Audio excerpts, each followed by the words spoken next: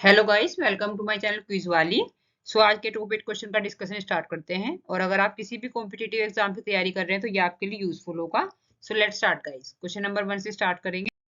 अगस्त 2025 में कुल आधार प्रमाणीकरण की संख्या कितनी थी? ओके, ये करेक्ट ऑप्शन इज 221 करोड़। आप याद रखेंगे कि 200 से ऊपर है, मतलब इस तरह से आपको याद रखने में हेल्प होगी। ओके गाइस, में समझते हैं।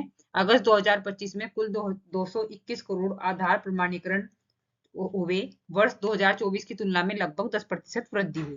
कितनी प्रतिशत वृद्धि हुई? 10% वृद्धि। आधार कार्ड महत्वपूर्ण तथ्य क्या है?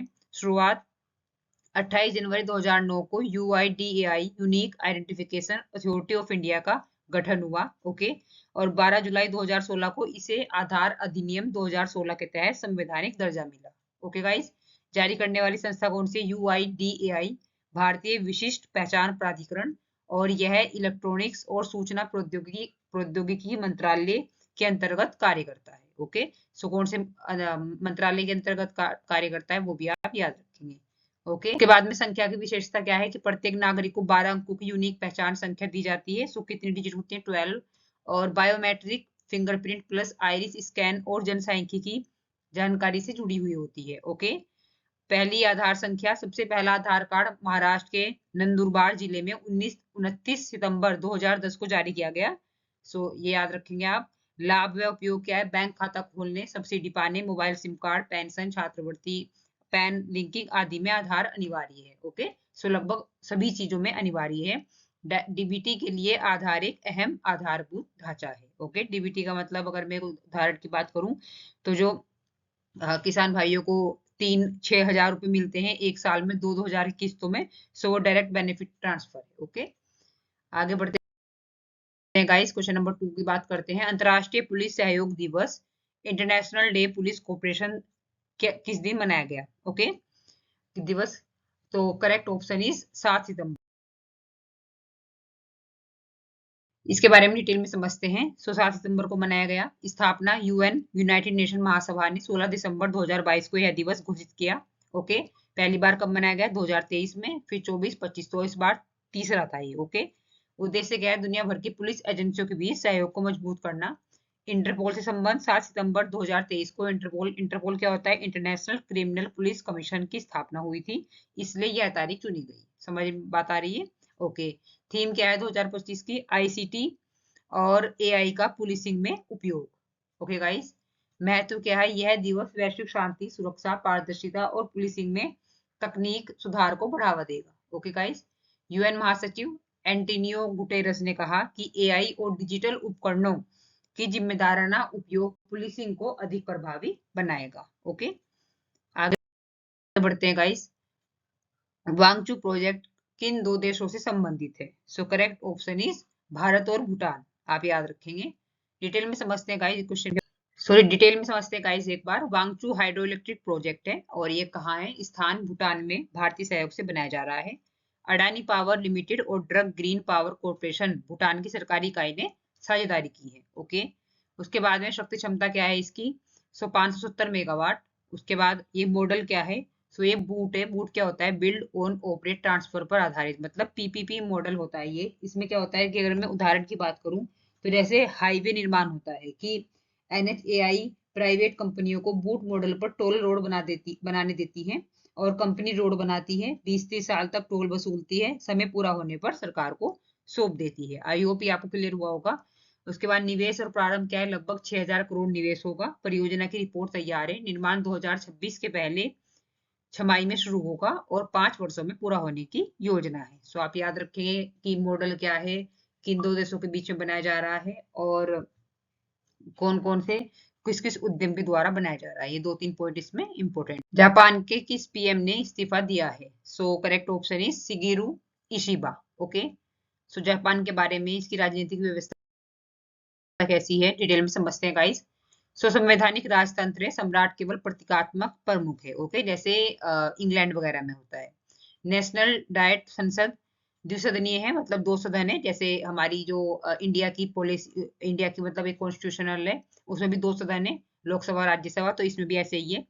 लोअर हाउस और अपर हाउस। और लोअर हाउस क्या होता है, हाउस ऑफ रिप्रेजेंटेटिव्स, और upper house house of councillors. Okay, मुख्य पार्टी क्या है, हमारे यहाँ की मुख्य पार्टी कौन कौन सी है, जैसे बीजेपी और कांग्रेस और आप और ये 3-4 मुख्य पार्टी मतलब सपा।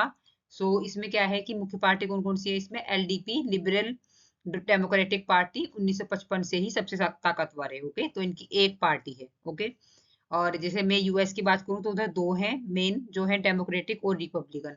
ओके, सो गठबंधन सरकार है प्राय एलडीपी प्लस कोमिटो। ओके, प्रधानमंत्री संसद द्वारा चुना गया वास्तविक कार्यकारी प्रमुख प्रधानमंत्री होता है इंडिया की तरह। ओके गाइस, सो ऐतिहासिक घटनाएं बात करते हैं। 1945 में हिरोशिमा और नागासाकी परमाणु बम गिराए गए थे अमेरिका के द्वारा, और उसके बाद में फिर जो वर्ल्ड वॉर 2 था वो समाप्त हो गया था 1945 को। उसके बाद 1947 में नया संविधान लिखा गया, जापान का पीस कॉन्स्टिट्यूशन लागू हुआ। उसमें अनुच्छेद 9 में बोला गया कि जापान कभी भी युद्ध नहीं करेगा और नई सेना रखेगा।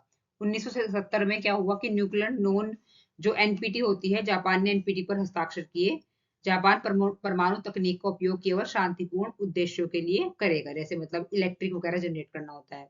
सो उसके बाद में 3 नॉन न्यूक्लियर प्रिंसिपल्स हैं 1967 में बने। जापान न तो परमाणु हथियार बनाएगा, न अपने देश में रखेगा, और न ही परमाणु हथियार आने देगा। ओके, आई होप ये आपको क्लियर हुआ। 2026 में G20 का जो सम्मेलन होगा, G20 क्या है, जिसमें 20 देश और प्लस कुछ देशों को वो इनवाइट करते रहते हैं।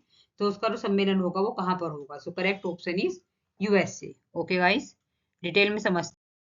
तो स्थापना कब हुई इसकी, 1999 में हुई, और इसमें एशियाई आर्थिक संकट के बाद में। ओके, इसमें 19 देश प्लस ईयू, मतलब कुल मिलाकर 20 सदस्य हैं, और इसमें विकसित और उभरती सदस्य सदस्य जो अर्थव्यवस्था है दोनों शामिल हैं। ओके, G20 सदस्य मिलकर विश्व की लगभग 85% जीडीपी, 70% व्यापार और 2/3 जनसंख्या को कवर करते हैं। सो ये 3 पॉइंट आपसे पूछे जा सकते हैं। सदस्य देश कौन कौन से एक बार में पढ़ देती हूँ। अर्जेंटीना, ऑस्ट्रेलिया, ब्राजील, कनाडा, चीन, France, Germany, Bharat, Indonesia, Italy, Japan, Mexico, Russia, Saudi Arab, दक्षिण अफ्रीका, दक्षिण कोरिया, तुर्की, UK, USA plus EU. Okay, उद्देश्य क्या है, वैश्विक आर्थिक स्थिरता बनाए रखना, अंतर्राष्ट्रीय व्यापार और निवेश को बढ़ावा देना। ओके, आगे बढ़ते हैं गाइस। शिखर सम्मेलन, हर साल एक अलग देश में G20 शिखर सम्मेलन होता है। भारत ने 2023 में अध्यक्षता की। ओके, 2023 में, ठीक है, नई दिल्ली में, और 2024 में ब्राजील, 2025 में दक्षिण अफ्रीका, और 2026 में अमेरिका में हो गए। ओके, सो आप प्रेजेंट में कहाँ हुई, एक साल पहले कहाँ हुई, और अगले बार कहाँ होगी, ये तीनों याद रखिए। उसके बाद में गाइस, थाईलैंड के नए पीएम कौन बने, सो करेक्ट ऑप्शन इज, आपके नए पीएम बने हैं थाईलैंड के, सो अनुतिन चांड विराकुल। ओके, ये उनका फोटो है। ऑपरेशन सिंदूर नामक पुस्तक के लेखक कौन है, सो correct option is lieutenant general KJS Dhillon. Okay,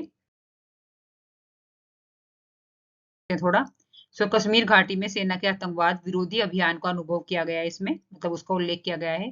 भारतीय सेना की रणनीति, नेतृत्व और जज्बे को सराहना किया गया है। ऑपरेशन सिंदूर जैसे मिशन का उल्लेख, जिसमें आतंकवादियों के खिलाफ निर्णायक कार्रवाई हुई। ओके, अन्य किताब जो भारतीय सेना या आर्मी बैकग्राउंड पर आधारित है। Okay, so India's most fearless, Shiv Arun और राहुल सिंह ने लिखी है, और उसमें उरी अटैक, सर्जिकल स्ट्राइक्स वगैरह का उल्लेख हुआ है। Kargil from surprise to victory, ये जनरल VP मलिक ने लिखी है, पूर्व सेना प्रमुख है। कारगिल युद्ध का विस्तृत विश्लेषण किया है उन्होंने भी। उसके बाद में इंडियाज वॉर्स ए मिलिट्री हिस्ट्री 1947 से 1971 तक, ये अर्जुन सुब्रमण्यम ने लिखी है। आजादी के बाद से 1971 तक के युद्ध इसमें किए गए हैं, जैसे 47 में, 62 में चाइना के साथ हुआ था, ठीक है। फिर उसके बाद 65 में, 71 में का विवरण किया गया है। ओके, द ब्रेव परमवीर चक्र स्टोरीज, रचना बिष्ट रावत ने लिखी है। परमवीर चक्र विजेताओं की असली कहानी इसमें उल्लेख किया गया है। India's most fearless 2, Shiv Arur और राहुल सिंह ने लिखी है। Balakot air strike, Pathankot attack वगैरह उल्लेख हुए। Kargil untold stories from the war, Rachna Bisht Rawat ने लिखी है। कारगिल युद्ध की गुमनाम कहानियों का उल्लेख हुआ है। ओके, आगे बढ़ते हैं गाइस। अंगीकार 2025 अभियान किस मंत्रालय ने शुरू किया है, सो करेक्ट ऑप्शन इज आवास और शहरी कार्य मंत्रालय ने शुरू किया। तो शुरुआत क्या है, 4 सितंबर 2025 को हुई। शुरू करने वाला मंत्रालय मैंने बता दिया आपको, अध्यक्षता केंद्रीय मंत्री मनोहर लाल खट्टर ने की। अवधि 4 सितंबर से 31 अक्टूबर 2025 तक। कवरेज क्या है, पूरे भारत के 5000 प्लस शहरी स्थानीय निकायों में लागू करना। ओके।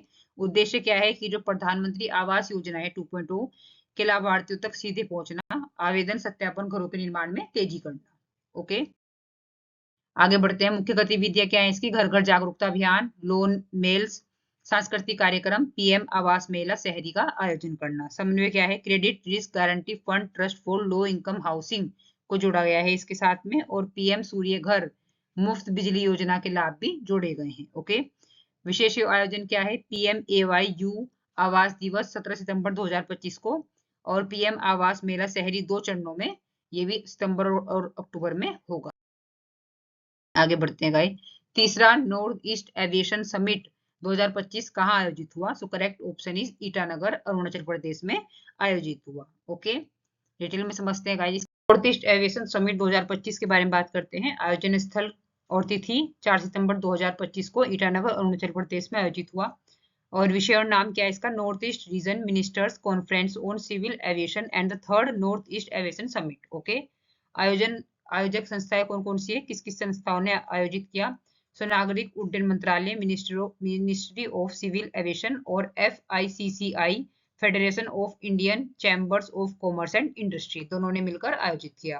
पहली बार मेजबानी अरुणाचल प्रदेश ने विमानन सम्मेलन की मेजबानी पहली बार की। पहले 2 संस्करण 2023 में आसाम में और 2024 में मेघालय में आयोजित किए गए थे। ओके। सम्मेलन का उद्देश्य क्या है, पूर्वोत्तर क्षेत्र में हवाई संपर्क, एयर कनेक्टिविटी को बढ़ाना। ओके गाइस, सो आज के लिए इतना ही। Thank you so much guys. अगर आपको ये चैनल थोड़ा भी यूजफुल लग रहा हो और आपकी थोड़ी भी हेल्प कर रहा है किसी भी चीज में, सो प्लीज आप मेरे चैनल को लाइक, सब्सक्राइब और शेयर कीजिएगा। थैंक यू गाइस, जय हिंद। कल